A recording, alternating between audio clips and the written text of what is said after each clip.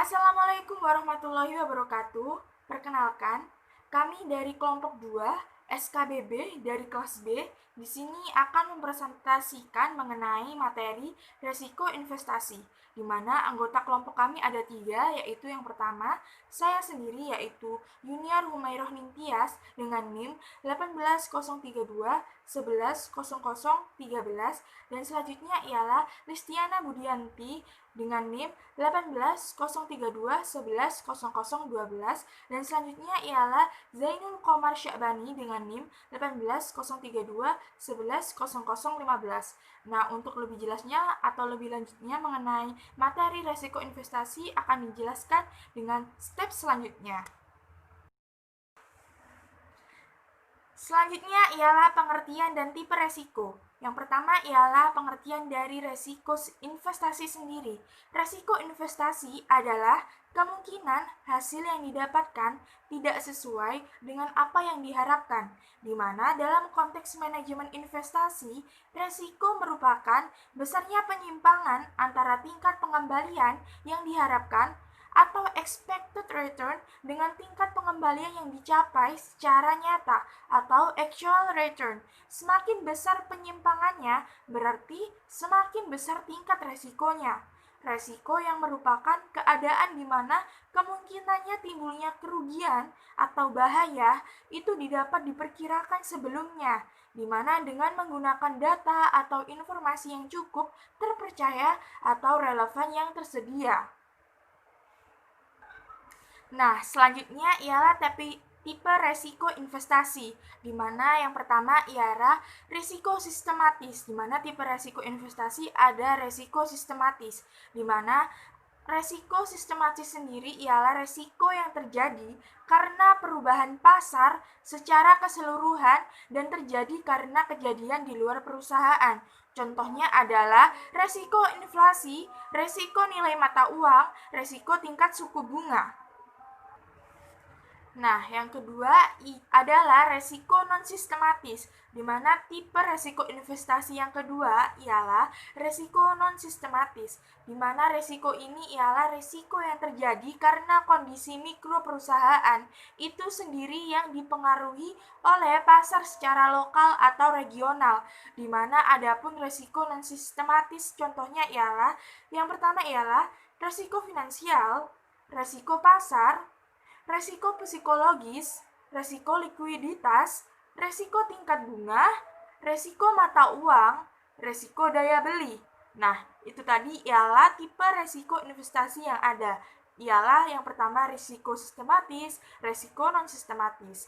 Nah, selanjutnya ialah resiko kredit. Nah, selanjutnya ialah resiko kredit.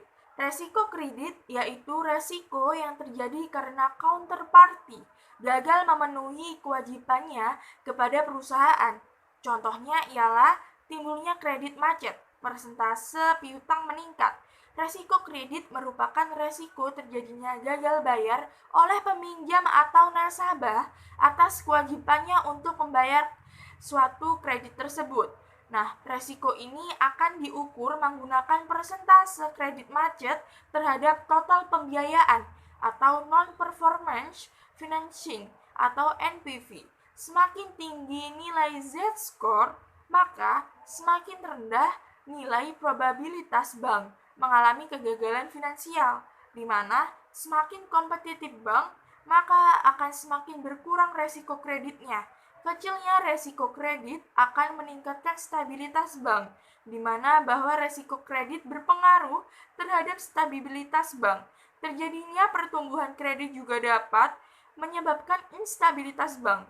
Stabilitas dapat diartikan gambaran keadaan di mana lembaga keuangan mampu bertahan ketika menghadapi masa krisis keuangan, memiliki kekuatan finansial, pertumbuhan aset dan kredit, dan tidak memiliki resiko yang berlebihan atau membahayakan bank. Stabilitas juga terjadi ketika bank mampu memberikan keuntungan atas dana deposito. Efisiensi memiliki resiko operasional yang kecil, mampu menghilangkan mismatch antara aset dan liabilitas, mampu memenuhi kewajiban, dan memiliki kinerja yang baik. Selanjutnya yaitu ada kebijakan perbankan. Kebijakan pengaturan dan pengawasan perbankan di Indonesia diarahkan untuk mendukung terciptanya iklim yang kondusif, mulai dari aspek modal, kredit, maupun aspek hubungan dengan pihak lain. Selanjutnya yaitu tujuan. Yang pertama, sebagai kelanjutan proses penguatan institusional perbankan dalam menghadapi persaingan di masa yang akan datang. Yang kedua yaitu untuk mengembangkan dan meningkatkan efektivitas peran perbankan dalam proses pembiayaan kepada sektor-sektor produktif. Yang ketiga yaitu untuk meningkatkan kemampuan perbankan dalam menerapkan prinsip-prinsip kehati-hatian. Lalu ada biaya risiko dan kredit macet. Biaya risiko adalah biaya yang harus ditanggung oleh pihak manajemen perusahaan terhadap risiko yang ditimbulkan dalam setiap keputusan yang diambil. Ada dua cara untuk memperhitungkan biaya risiko. Yang pertama yaitu risiko biaya dihitung dengan cara mengkaji dan menaksir berapa angka kredit macet yang terjadi. Yang kedua yaitu biaya risiko dihitung dengan cara melihat berapa total pinjaman yang dihapus bukukan. Kredit macet. Kredit macet merupakan sebuah kondisi saat peminjam tidak bisa melanjutkan pembayaran atau cicilan utang. Hal ini dapat terjadi dikarenakan peminjam tidak memiliki dana yang cukup atau mengalami pailit. Bank Indonesia menerbitkan Peraturan Bank Indonesia Nomor 14/2/PBI/2012 tentang alat pembayaran menggunakan kartu. Berikut ini ketentuannya. Yang pertama, pemegang kartu utama minimal berusia 21 tahun atau telah menikah. Yang kedua yaitu pendapatan minimal pemegang kartu adalah 3 juta per bulan. Selanjutnya yaitu maksimum bunga kartu kredit 3% per bulan. Ya, selanjutnya adalah alternatif pengolahan risiko.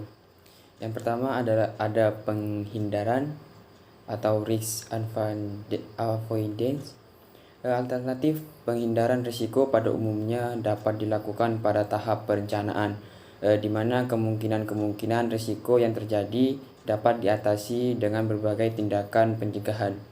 Dan selanjutnya adalah menahan atau menanggung, atau yang sering disebut risk retention. Alternatif lain dari manajemen risiko adalah perusahaan atau bank menanggung sendiri risiko yang muncul. Menahan risiko tersebut atau risk retention pada suatu kondisi dengan pertimbangan tertentu, bank berani menanggung berbagai kemungkinan risiko yang terjadi. Namun demikian, bank tetap berupaya agar risiko itu tidak terjadi atau juga mencadangkan sejumlah anggaran dengan pola tertentu sebagai antisipasi bila kondisi terburuk terjadi. Yang selanjutnya adalah pengalihan risiko atau risk transfer. Alternatif lain dari manajemen risiko adalah memindahkan risiko ke pihak lain atau mentransfer risiko ke bank lain. Pihak lain tersebut biasanya mempunyai kemampuan yang lebih baik untuk mengendalikan risiko, baik karena skala ekonomi yang lebih baik sehingga bisa mendiverifikasikan risiko lebih baik. Risiko transfer dilakukan melalui beberapa cara. Ada 3 cara. Yang pertama asuransi, yang kedua hedging, yang ketiga incorporate. Yang pertama adalah asuransi. Asuransi merupakan metode transfer risiko yang paling umum, khususnya untuk risiko murni, pure risk. Asuransi adalah kontak perjanjian antara yang diasuransikan dan perusahaan asuransi, di mana Insurer bersedia memberikan kompensasi atas kerugian yang dialami pihak yang diasuransikan, dan pihak pengasuransi memperoleh premi asuransi sebagai balasannya. Yang selanjutnya, hedging. Hedging atau lindung nilai merupakan salah satu bentuk risk transfer dengan melibatkan pihak lain sebagai penanggung jawab bila terjadi kejadian yang tidak diinginkan. Hedging biasanya terkait dengan perlindungan terhadap kewajiban membayar atau kebutuhan akan uang asing. Yang ketiga, yang terakhir ada incorporated. Incorporated atau membentuk perseroan terbatas merupakan sebuah alternatif transfer risiko. Karena pemegang saham dalam perseroan terbatas hanya terbatas pada modal yang disetorkan, kewajiban tersebut tidak akan sampai ke kekayaan pribadi. Sekian penjelasan dari kelompok kami, kelompok 2 mengenai materi resiko investasi. Kurang lebihnya mohon maaf apabila ada salah kata ataupun kekurangan lainnya dalam penyampaian materi yang kami sajikan. Terima kasih untuk teman-teman yang udah melihat video ini. Wabillahi taufiq wal hidayah. Wassalamualaikum warahmatullahi wabarakatuh.